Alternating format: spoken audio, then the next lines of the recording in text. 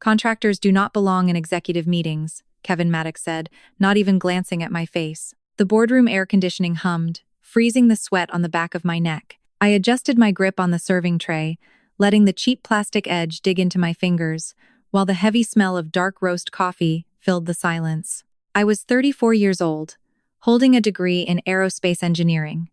I was also the new chairman of the board for Prescott Aeronautics Components. The ink on my appointment resolution was barely dry, and the company had not yet announced the change. To the factory operations manager, my name was Ann Miller, the temp worker hired to fetch his morning coffee. I stepped forward and set his mug down on the mahogany table, placing it right next to a thick black envelope. Kevin ignored the envelope. The man had no idea it contained the board resolution for his immediate suspension. Before the board secretary locks the minutes, I said, keeping my voice perfectly even, would you like to amend any of those quality control numbers? Kevin scoffed, leaning back in his leather chair with a smirk. Every single batch was inspected and validated. No quality holds were bypassed, so you can print that in bold. At the end of the table, our outside legal counsel, Nora Bennett, typed his exact words into the official record. Kevin had just bolted the door to his own trap. Chief Executive Officer Daniel Mercer stared a hole into his notepad, completely avoiding my eyes. Next to him, Vice President of Operations Thomas Avery rested his hand on a red folder but kept it closed. Kevin took their silence for submission, believing the executives were bowing to his perfect production numbers. He had no idea what was really happening in this room.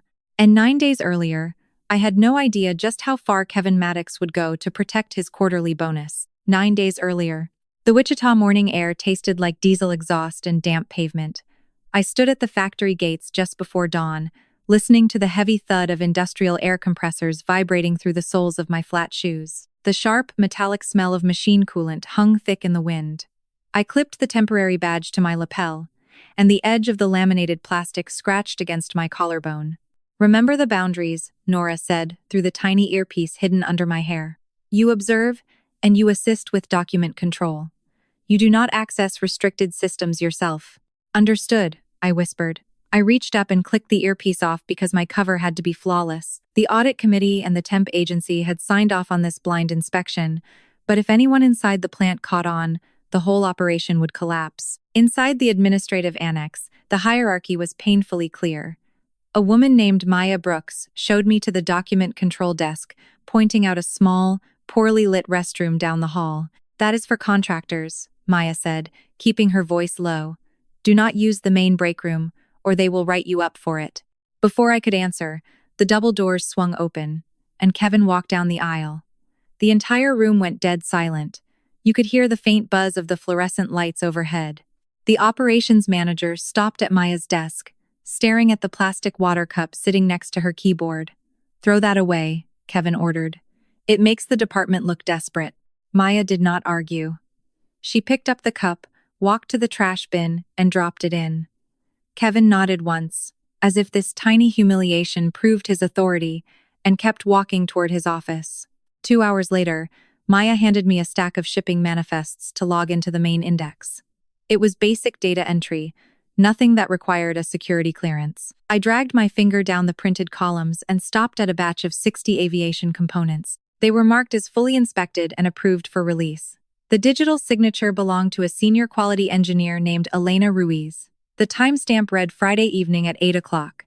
Maya leaned over my shoulder to grab a stapler, and all the color drained from her face. What is it? I asked. She looked around the room, then leaned in close with trembling breath. Elena did not sign that. Security escorted her out of the building last Monday morning. I looked at the timestamp again. Someone who had been locked out of the building for 5 days was still signing off on critical aerospace parts. Maya swallowed hard. She did not just get fired. She got fired because she refused to sign off on this exact shipment. A heavy pair of leather dress shoes clicked against the linoleum floor right behind us. The footsteps stopped. Is there a problem with those files, ladies? Kevin asked. I straightened my back, keeping my hands resting flat on the laminate desk. The scent of cologne hit me before Kevin Maddox stepped into my line of sight, sharp and heavy against the smell of damp paper. Everything is clear, Mr. Maddox, I said, turning to face him. We are just organizing the physical manifests to match the digital entries. Kevin shifted his weight, his eyes sweeping over my worn cotton blouse and the temporary paper badge pinned to my chest. He held a leather clipboard under his arm, tapping a pen against the metal clip. The steady rhythm sounded like a ticking clock in the small office. "Anne, is it?" Kevin asked. He adjusted his cuffs, his golden watch catching the overhead light. "I checked your file. You have an engineering degree on your record, yet here you are taking temp wages for basic filing. Why would anyone with technical training waste their time sitting at a contractor desk?" I kept my expression loose, letting a faint, embarrassed smile touch my lips. The back of my collar felt damp, but I kept my shoulders dropped. I spent the last few years away from the industry to care for an ailing family member. The job market moves fast, and this temporary placement was the quickest way back into a routine. Kevin let out a short laugh, tossing his head back slightly. "Right. The market moves fast, and people who step away get left behind. Just remember your place here. You parse documents and keep your mouth shut. Do not try to analyze things you do not understand." He spun on his heel and walked toward the factory floor. I watched his retreating back until the heavy steel door swung shut behind him. Beside me, Maya exhaled, her knuckles white where she gripped the edge of her desk. 10 minutes later, I walked through the double doors onto the main manufacturing floor to deliver the physical logs. The air hit me like a wall of heat, thick with the sharp tang of cutting fluid and vaporized oil. Industrial cooling fans roared overhead, but the noise could not drown out the heavy rumble of the multi-axis milling machines lined up along the bay. As I passed asset number 42, a high-pitched metallic squeal cut through the rhythmic thud of the machinery. My feet stopped moving before my brain could stop them. My ears, trained by 5 years of structural dynamic testing, caught a sharp, irregular chatter in the main spindle shaft. The bearing was housing a dangerous harmonic resonance. A young technician in safety goggles was standing by the control panel, his fingers hovering over the yellow caution light. I took a step toward him, noticing the red error code flashing on the digital screen. "That machine has thrown 2 vibration alerts this shift," the technician said, his voice straining over the din. "It needs a spindle check." Before I could speak, Kevin appeared from behind the safety enclosure. He reached over the technician's shoulder and cleared the error screen with a single keystroke. "The machine stays running until the end of the shift," Kevin shouted over the noise. "We have 20 pallets due at the loading dock by 4 o'clock. A soft sensor alert is not stopping this line." A quality control inspector approached from the side corridor, holding a bright red quarantine card. The plastic tag carried a bold black letter Q in the center. The inspector reached out to loop the string around the parts tray, signaling a mandatory quality hold.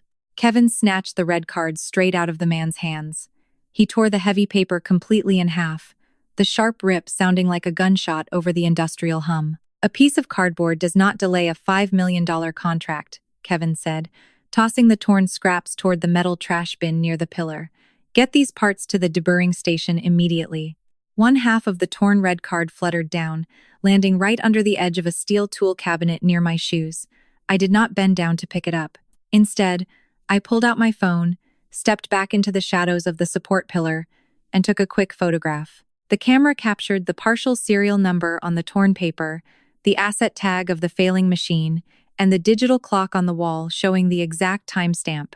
At the start of the afternoon shift, Kevin called a mandatory meeting in the central aisle. 50 workers lined up in work boots and high-visibility vests, their faces gray with weariness. Maya stood 3 spots down from me, her eyes fixed firmly on the concrete floor. "I want to make one thing very clear to everyone," Kevin said, pacing back and forth in front of the line.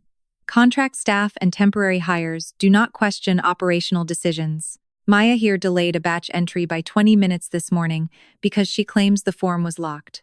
Maya swallowed hard, her chin trembling as several full-time supervisors turned to stare at her. The error had not been hers. The central server had locked the entry field during a scheduled system backup. "If temp staff cannot keep up with basic entry speed," Kevin continued, his voice echoing off the corrugated metal ceiling, "we will find people who can." I squeezed my fists inside my apron pockets, forcing myself to remain still. The humiliation was calculated, a deliberate show of power meant to keep every worker in this building too terrified to speak. By 3 o'clock, the main floor began to quiet down as crews shifted to maintenance routines. I returned to the document desk, pulling up the master preventive maintenance log on my assigned monitor. The record showed that the vibration sensors on asset number 42 had been calibrated 3 weeks ago.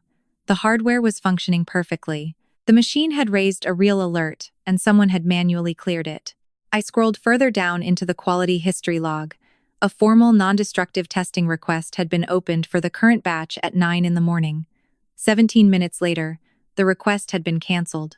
The user identity attached to the cancellation was not a quality inspector. It belonged to the operations management profile. My desk phone buzzed silently on the corner pad. A secure message popped up on my personal screen from Nora Bennett. "Do not leave the plant," the text read. "Our external digital forensic team just flagged an active system session. Elena Ruiz's user credentials just logged into the quality system from inside the plant." I stood up slowly, keeping my movements calm and measured.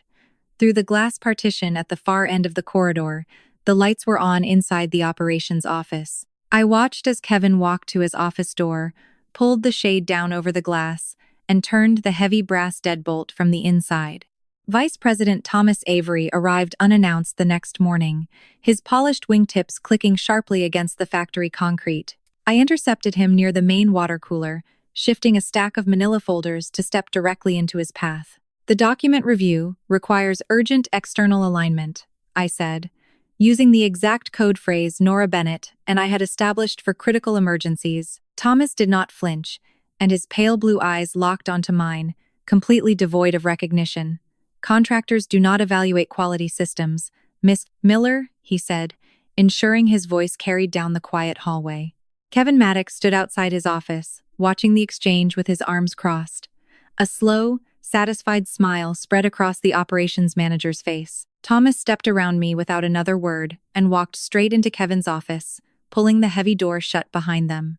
30 minutes later, a new mandate echoed over the overhead intercom. All personal phones were to be locked in the break room cabinets immediately, and every misprinted document had to go directly into the industrial shredder. Kevin paced the manufacturing aisles, warning the floor staff that nobody was allowed to speak with the upcoming audit team without his direct supervision. The man clearly felt the pressure of unseen eyes, so I stopped taking physical notes right then, shifting my strategy entirely to memorization. Back at the document desk, Maya slid a heavy compliance binder across the laminate surface. She needed to update the user access roster for the upcoming quarter, and the pages were filled with red ink. I scanned the termination columns, tracing the dates with my index finger, and a chilling pattern emerged from the paperwork. Over the past 18 months, 9 different employees had filed formal safety reports. Every single one of them was now listed as a voluntary resignation or terminated for low productivity. Maya leaned close, her breath smelling of stale coffee and anxiety. "At least 3 of those people were escorted out by security," she whispered. I committed the employee identification numbers to memory, knowing Nora would subpoena those exact files later. Just before lunch, a heavy shadow fell over my monitor. Leo Grant, the veteran shift lead with grease permanently stained into his knuckles, dropped a thick stack of work orders on my desk. The older man refused to look at the security camera mounted above the door. "You ask too many questions for a temp," Leo muttered, his voice barely audible over the constant drone of the ventilation system. Then he tapped a specific yellow sheet near the bottom of the stack. It was the morning production schedule. The log clearly showed the failing machine running at full capacity during the exact hours it should have been shut down for the mandatory quality inspection. Leo turned and walked away before I could even thank him. My secure pager vibrated against my hip a moment later. I stepped into the contractor restroom, locked the thin metal stall door, and checked the encrypted screen. Nora had forwarded the preliminary digital forensics report. The ghost login for Elena Ruiz had originated from the specific network address assigned to the computer inside Kevin's office. Security badge logs confirmed Kevin had swiped into that room at the exact time of the login, and no one else had crossed the threshold. Furthermore, a legal copy of the inspection room camera showed a completely empty room for the entire 19 minutes when 60 aviation parts were supposedly being verified. A manual check of that volume would take a trained inspector over 2 hours. I washed my hands, staring at my reflection in the scratched mirror. I needed to warn Maya about the escalating cover-up, but the overhead intercom crackled to life before I reached the hallway. "Ann Miller, report to the operations office." The voice was Kevin's, tight and strangely calm. I walked down the corridor and stepped through his open door. Thomas Avery was long gone. Kevin sat behind his desk, resting his hand on a faded industry magazine that usually sat in the executive waiting room. Next to it lay a freshly printed page from a public conference archive. I immediately recognized the background of the image. It was a vibration analysis seminar from 3 years ago. Kevin had noticed my technical reaction to the machine alarm, caught Thomas's strangely formal behavior, and gone digging through old publications. I was standing in the back row of the photograph. Beneath the image, a bold caption spelled out my real name. Kevin slid the printout across the polished wood, his eyes dark and calculating. "Anne," he said, leaning forward. "Why exactly is a temp worker listed in a corporate engineering archive under the name Rachel Prescott?" I stared at the printout on the heavy oak desk, noting the public archive web address printed along the bottom edge. Kevin had tracked down an open-source roster from a vibration analysis seminar 3 years ago, and my old engineering title sat right beneath the name Rachel Prescott. Since the corporate restructuring remained unannounced, the archive held no record of my new position on the board. "Prescott is my legal last name," I said, keeping my breathing slow and steady. "I was an aerospace engineer, but I stepped away to care for my mother." The medical bills piled up, and a temporary document control position was the fastest way to get back to work. Kevin leaned back, and that predatory smile returned to his face. He assumed my shared last name with the company founders was just a coincidence, or maybe a distant, irrelevant relation. The man loved the idea of a failed professional begging for minimum wage. "A failed engineer should know better than to play quality inspector," Kevin said, tapping a printed spreadsheet. "Change the 3 lines marked as work stoppage to scheduled cleaning. We need the productivity numbers clean before the audit." My hands rested on my lap. Refusing directly would break my cover, so I tilted my head, feigning administrative confusion. "I can enter that right now, Mr. Maddox. Do you have the quality approval code required to override a stoppage?" "The system will bounce the entry without one." His jaw tightened. Rather than risk a temp worker asking another department for an override code, the operations manager logged into the master system from his personal terminal and made the changes himself. He had just created a digital footprint of deliberate data manipulation. After my shift ended, Nora Bennett picked me up in a crowded supermarket parking lot. Our outside counsel confirmed her forensic team had captured Kevin altering the records in real time. We drove straight to a quiet diner on the edge of town, where a woman sat waiting in a back booth, her hands wrapped tightly around a ceramic mug. Elena Ruiz slid her phone across the table, displaying a text message dated the night before her termination. "Sign the release, or clear your locker," the message read, sent directly from Kevin. The former quality engineer explained how the main machine spindle had exceeded safe vibration limits. She had immediately generated a secondary testing request, refusing to clear the aviation parts without fresh data. The very next morning, factory security escorted her off the property. Elena reached into her tote bag and handed Nora a stack of printed emails. She had forwarded the correspondence to her personal lawyer hours before losing access to the network. I read through the exchange, tracing the exact anatomy of the cover-up. The Information Technology Department had clearly warned Kevin that a terminated quality inspector's interactive login must be locked immediately. In response, Kevin invoked an emergency plant-level exception, citing a fake customer traceability audit. He demanded the system session remain active for 30 days to complete the transition, forcing the security team to comply against their own written protocols. Kevin had not simply taken advantage of a system glitch. He had actively fought to keep Elena's digital identity alive on a computer inside his private office. The atmosphere inside the plant felt entirely different the following morning. Kevin called an emergency all-hands meeting near the loading docks, his voice booming through the loudspeaker as he announced a massive security breach. Someone had leaked confidential documents, and he ordered an immediate sweep of every contractor locker. I watched Maya step out of the administrative hallway, her eyes red and swollen. When I returned to my desk, my bottom drawer hung open, and the conference photo had vanished from Kevin's office window. Maya walked past me, pretending to drop a stack of index cards. She slipped a small, folded piece of yellow paper directly into my palm. "He found your real last name," the note read. I looked up, and my breath caught in my throat. Kevin Maddox was standing at the end of the long corridor, dangling my temporary security badge from his fingertips. Kevin pulled the heavy office door shut, cutting off the mechanical roar of the factory floor. He dropped my temporary badge onto the polished wood, placing it right next to the printed conference archive. A thick finger tapped the paper, pressing down hard on the name Rachel Prescott. He had clearly searched the corporate directory, but since my appointment remained unannounced, the system offered him nothing. I kept my posture relaxed and relied on the exact narrative Nora Bennett had prepared for me. Prescott was indeed my legal name, and I had worked as an engineer, but that shared vocabulary did not prove any connection to the ownership group. The operations manager searched my face for a tell, forced to rely on suspicion because he lacked actual proof. His posture relaxed, and that threatening edge dissolved into a practiced, corporate smile. The man leaned against his desk, offering to transition my temporary contract into a permanent salaried position if I told him who was asking questions about Elena Ruiz. "People who survive in this industry understand that loyalty runs upward," he said softly.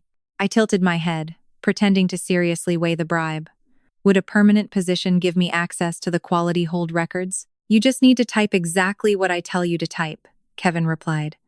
The man had just vocalized his entire data manipulation strategy, viewing document control as nothing more than a tool to rewrite history. An hour later, Vice President Thomas Avery intercepted me near the vending machines. He instructed me to walk to a secondary conference room down the hall, where Nora was already waiting. Thomas closed the blinds, then offered a quiet apology for humiliating me in front of Kevin earlier. The harsh public dismissal had been the only way to protect my cover. The older executive was not Kevin's protector at all. Thomas was the anonymous whistleblower who had sent the audit committee a list of 6 shipments with impossible inspection times. That very list had triggered my decision to enter the plant in the first place. However, I refused to offer him complete absolution. I asked why he had waited 3 long months to act on his suspicions. Thomas looked down at his hands, admitting he was terrified. A sudden production halt would destroy critical contracts and cost hundreds of jobs. I reminded him that his delay had handed Kevin the exact window needed to fire Elena and falsify the compliance logs. Thomas nodded heavily, accepting that the board would have to review his own administrative failures once the investigation concluded. Nora opened her laptop, breaking the heavy silence. She played a recorded clip from an industrial camera, and beneath the ambient noise, I heard that irregular rhythmic chatter again. The machine spindle was definitely failing. I instructed Nora to contact the equipment supplier directly and pull the independent sensor logs using the specific asset tag. Kevin could alter his internal factory displays, but he could never rewrite data stored on an external server. My secure phone buzzed with an encrypted message from Maya. She had managed to photograph the updated gate schedule, revealing that the transport trucks were now arriving at 4:30 the following morning.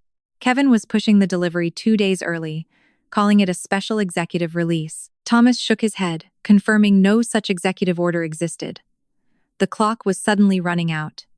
If I abandoned my cover and left the factory now, Kevin might panic and destroy the remaining hardware. But staying meant risking my identity before the forensic team finished locking down the data. Nora's cell phone rang, and she answered it on speaker. The voice belonged to the lead technician at our independent testing laboratory. The first 2 samples did not just lack proper paperwork, the technician said, his voice crisp over the small speaker. They completely failed the dimensional tolerance limits. A cold reality settled over the room. The trucks were arriving in less than 12 hours. The technician's voice crackled through the secure speaker.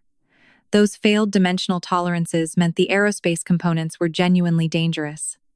Nora Bennett closed her laptop, her expression turning grim. Thomas Avery immediately warned that issuing a sudden freeze would alert the operations manager that high-level executives were watching. I shook my head, reminding the vice president that a board existed to prevent disasters, not to build perfect legal cases. Using the encrypted conference line, I convened an emergency session of the safety committee. The members voted quickly. Our legal counsel documented the decision, and the system generated an official quality hold using a secure audit code.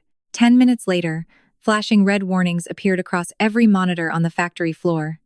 Kevin Maddox stormed out of his office and ordered the shipping department doors closed. He gathered the floor staff in the central aisle, his face flushed and tight. An outsider was trying to sabotage their quarterly bonuses, the manager shouted, scanning the tired faces of his crew. He pointed a thick finger at the contractor section, deliberately painting the temporary workers as the enemy. Several full-time machinists turned to glare at Maya Brooks. She kept her eyes locked on her steel boots, trembling slightly under the hostile attention. Kevin needed someone to take minutes for his emergency response meeting, so he pointed at me. I followed him into the glass conference room, opening my standard issue notepad. The operations manager slammed his hand flat on the table, demanding the current quality lead use an emergency override to unlock the batch. The quality lead refused, citing strict safety protocols. Kevin leaned aggressively over the polished wood. Elena had already approved the batch before leaving, he said, meaning they just needed to restore her second signature to bypass the system restriction. My pen stopped moving. The man had just admitted his intention to forge the approval in front of multiple witnesses. Through the legally mandated recording system, Nora captured every single word. While the argument escalated, a notification vibrated against my leg. The equipment supplier had finally delivered the requested sensor logs to our forensic team. The independent data confirmed that the machine had thrown critical vibration alerts long before Elena was escorted off the property. Furthermore, those same alerts had triggered repeatedly during the shift Kevin forced the line to keep running. The hardware was not broken. My ears had not lied. And now we had the unalterable server records to prove it. The meeting ended without a resolution. Kevin marched straight to the warehouse floor and ordered the forklift operators to move the heavy wooden pallets into the staging area. He promised to handle the digital paperwork later. I stood near the document desk, watching headlights sweep across the high windows. The heavy rumble of diesel engines shook the concrete floor. The transport trucks had arrived. Nora sent a quick text confirming the gate guards had strict orders to keep the perimeter locked, but Kevin did not stop at the loading dock. The manager walked directly toward the main security control room, holding up his senior access badge. He swiped the plastic card through the reader. The heavy steel door clicked open. Kevin grabbed the dispatcher's radio transmitter. "Open the main gate," he commanded over the radio. On the master control board above my head, the shipment status light shifted from solid red to a blinking yellow. I had to make a choice. I could step out of the shadows and reveal my true identity right now, or I could let the forensic plan play out for just a few more agonizing minutes. The blinking yellow light on the control board bathed the corridor in a sickly glow. I kept my back against the concrete pillar and tapped my hidden earpiece, speaking the emergency abort code to Nora Bennett. Our legal counsel immediately executed the safety committee resolution. The master system hard-locked the batch status, and a direct mandate flashed to the gate guards to enforce the quality hold. Above my head, the yellow light switched back to a solid, unforgiving red. Static crackled from the dispatcher radio down the hall. Kevin Maddox shouted a string of curses, demanding the gates open, but the heavy steel barricades remained firmly shut. Headlights swept across the high windows again, as the transport trucks were forced to reverse into the external waiting area. Stepping into a quiet side office, I checked the secure feed on my phone. Nora's voice came through, crisp and professional. She confirmed that a formal legal hold had just been issued to the Information Technology Department, Human Resources, the warehouse, and plant management. Furthermore, the forensic team had simultaneously imaged the entire server network, completely neutralizing any automated deletion protocols. "He is panicking," Nora reported over the line.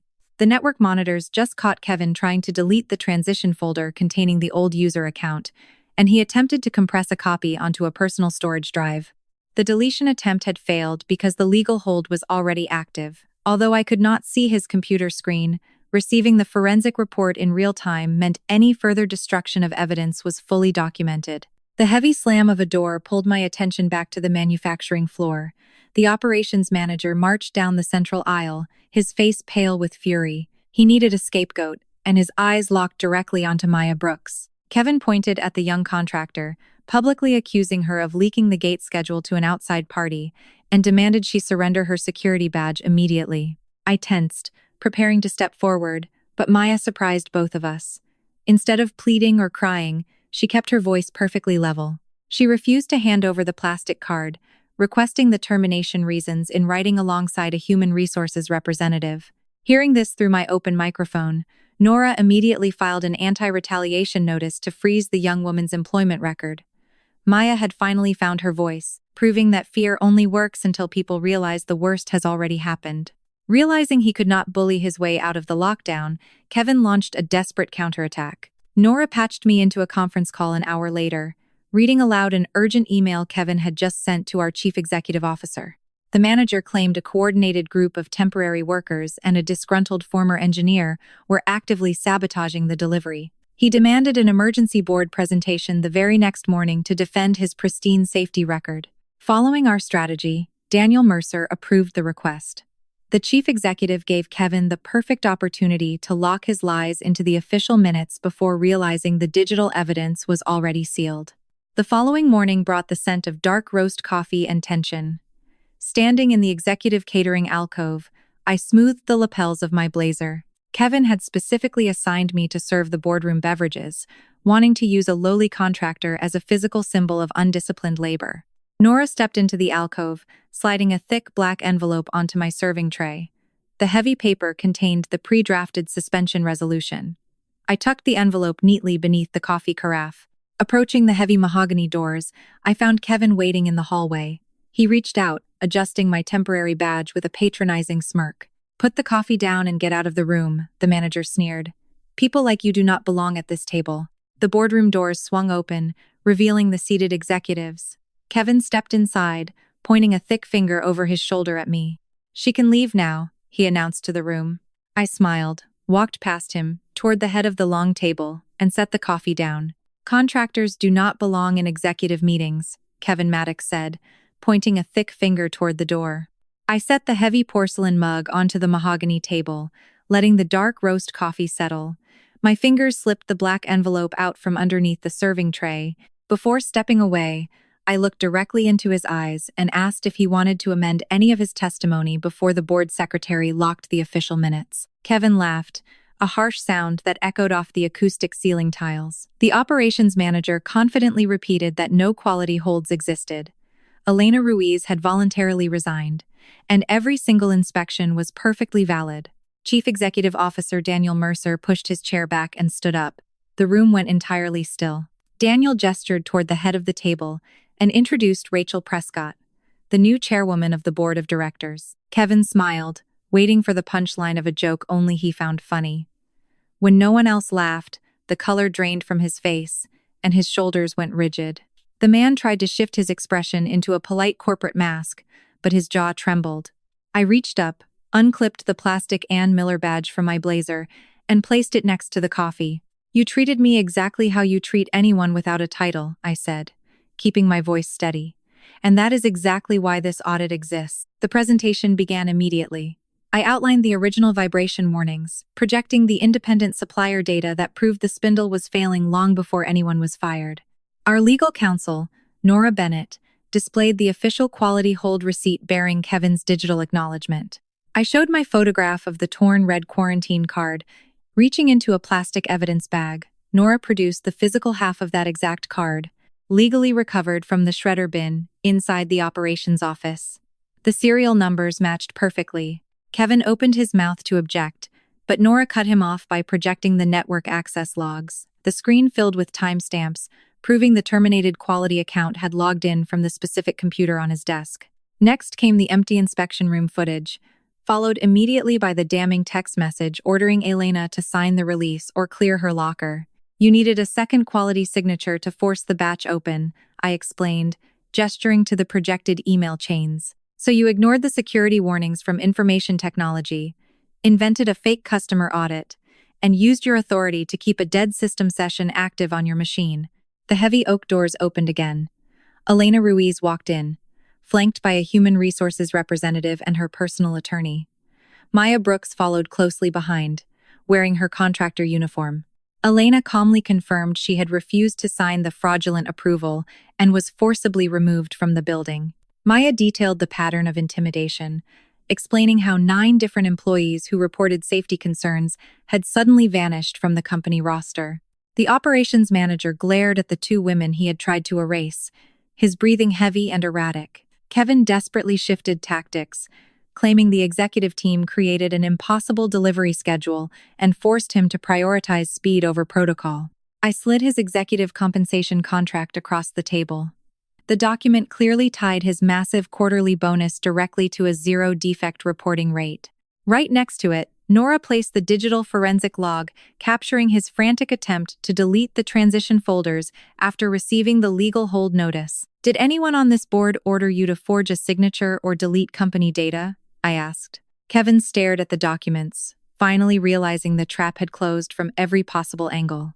He said nothing. The board members voted unanimously. We suspended him without pay, froze his bonus packages, revoked his access credentials, and ordered security to seize his devices. 2 uniformed guards escorted the former manager out through the very same hallway where Elena had been paraded just days before. The heavy doors clicked shut, leaving a sudden, echoing quiet in the boardroom. We had stopped the shipment and removed the immediate threat. I leaned back in my chair, exhaling a long breath. Nora did not close her laptop. She opened a fresh encrypted folder on the projector screen, displaying a long list of 14 different batch codes. "Rachel," our legal counsel said, her voice dropping to a whisper. This was not the first shipment. 9 months later, the air inside the federal hearing room smelled of stale coffee and floor wax. I sat at the polished claimant table alongside our legal team, watching a panel of regulators and client representatives leaf through a massive investigative report. 14 shipping batches had been successfully recalled, quarantined, and retested. Most of the aviation components eventually passed secondary inspection, but several critical parts had to be completely scrapped and replaced before ever reaching an assembly line. While no planes had fallen from the sky, the financial cost of testing, redelivering, and losing future contracts was absolutely staggering. The official inquiry laid Kevin Maddox's entire operational system bare. According to the documents stacked in front of me, the former manager had started manipulating inspection timestamps well over a year ago. Whenever a delayed delivery threatened his quarterly bonus, he applied intense pressure to the quality department, kept departing employee credentials active, or quietly altered the reasons for machine downtime. Elena Ruiz had not been his first victim, but she was the first engineer to leave a digital trail heavy enough to break the machine. Kevin sat at the defense table, his shoulders slumped inside a wrinkled suit. Desperate to avoid federal prison, his defense attorney projected an old email onto the wall screen, launching a final attempt to shift the blame upward. "We cannot miss another quarter," the message from Chief Executive Officer Daniel Mercer read. The defense argued that this single sentence created an unspoken mandate to deliver parts at any cost. Reviewing the projection, I had to admit the executive message reflected a deeply flawed management culture. However, the full email chain provided by our legal counsel proved Daniel had demanded a legitimate recovery plan, not a forged safety approval. Absolutely nothing in the corporate record instructed Kevin to hijack a terminated account or compress files onto a personal hard drive. The board of directors refused to let the executive team hide behind a rogue manager. The final regulatory conclusion stated that, while Daniel Mercer did not participate in the fraud, he had built a dangerous compensation structure that ignored high turnover rates and only rewarded raw speed. The chief executive resigned that same afternoon, forfeiting his massive retention bonus and accepting public responsibility for the environment he had nurtured. Vice President Thomas Avery faced his own reckoning. The board stripped his performance awards and placed his department under strict third-party monitoring, formally announcing he would step down once a suitable replacement could take over the transition. The most important moments of the hearing did not involve the executives at all.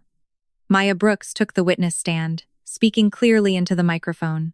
She explained to the regulatory committee how temporary workers had absolutely no reporting channels outside of the specific manager who was actively threatening their livelihood.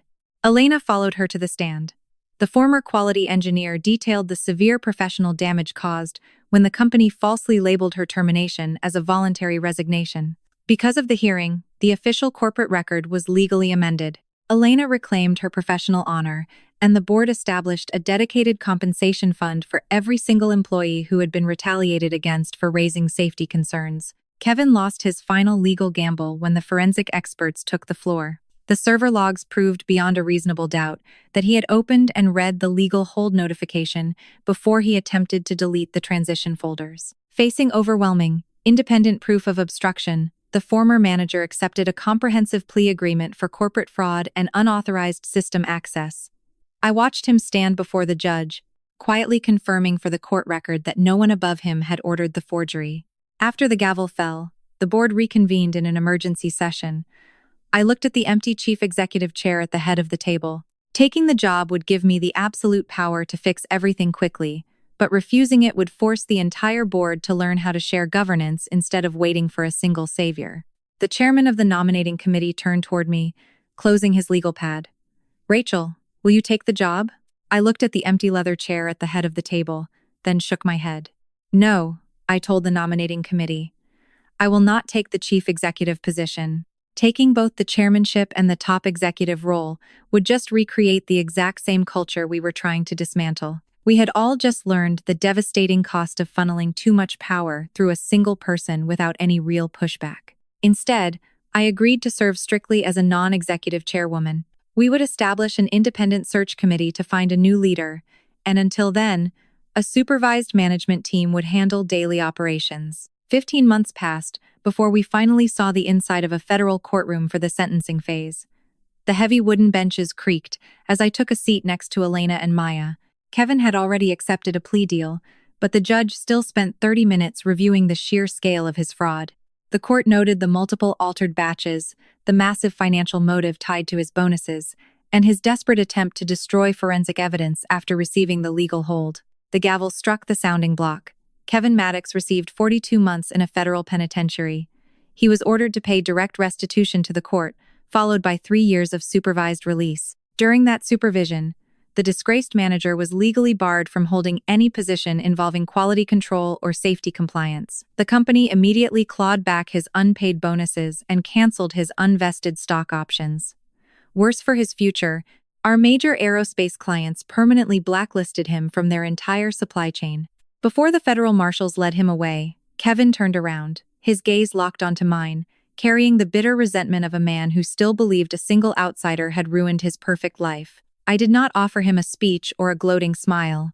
My hands remained folded quietly in my lap.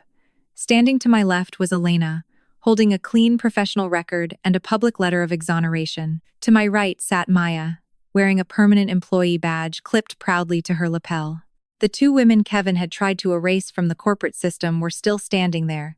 His name was the one now stamped onto a public criminal record. True restoration went far beyond a simple apology.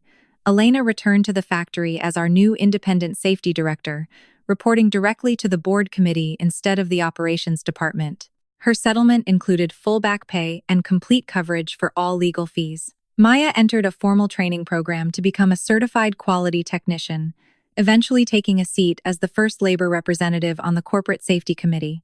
Every other former employee who had faced retaliation received a thorough review and targeted compensation based on their specific circumstances. During our first official safety meeting under the new structure, I walked into the boardroom carrying a standard ceramic mug. No one stood up to serve me, and I set the dark roast coffee down on the table myself. Maya sat 2 chairs away, actively reviewing a stack of safety recommendations with full voting rights. Up on the wall monitor, a live feed of the manufacturing floor played in the background. A red caution light suddenly flared above one of the milling machines. The youngest operator on the floor stepped forward and hit the emergency stop button without asking his supervisor for permission. The heavy machinery spun down to a halt. No one yelled at the young man. No one threatened his job. The floor supervisor simply walked over with a clipboard to log the issue. Watching that small, ordinary moment on the screen, I finally felt the tension leave my shoulders. The most important chair in the company did not belong to the person with the biggest title. It belonged to the person closest to the truth and brave enough to speak up. The coffee went cold. The room did not. For the first time, every voice inside it mattered. When you look back at everything that happened inside that aerospace factory, the real takeaway goes far beyond catching one corrupt manager. It is a powerful reminder that true leadership has absolutely nothing to do with the title printed on your office door, the size of your quarterly bonus, or the amount of fear you can instill in your team. Real leadership is about building a solid foundation where the most vulnerable person in the room feels entirely safe, speaking the uncomfortable truth. If you look around your own workplace and see nothing but quiet obedience, you are not witnessing harmony. You are witnessing a culture of intimidation. A corporate system that prioritizes raw speed over safety and punishes those who raise red flags will eventually collapse under the weight of its own lies. You must remember that your voice holds immense value, whether you are sitting at the head of the executive boardroom or wearing a temporary contractor badge on the factory floor. Systemic change only happens when ordinary people refuse to let toxic authority dictate what is right and what is wrong. We have all felt that heavy, sinking sensation of watching someone abuse their power while everyone else nervously looks the other way. Have you ever found yourself in a position where you had to risk your own job security to stand up against a toxic boss or a broken workplace culture? Share your experience in the comments below, because your survival story might be the exact push someone else needs today to finally find their own courage.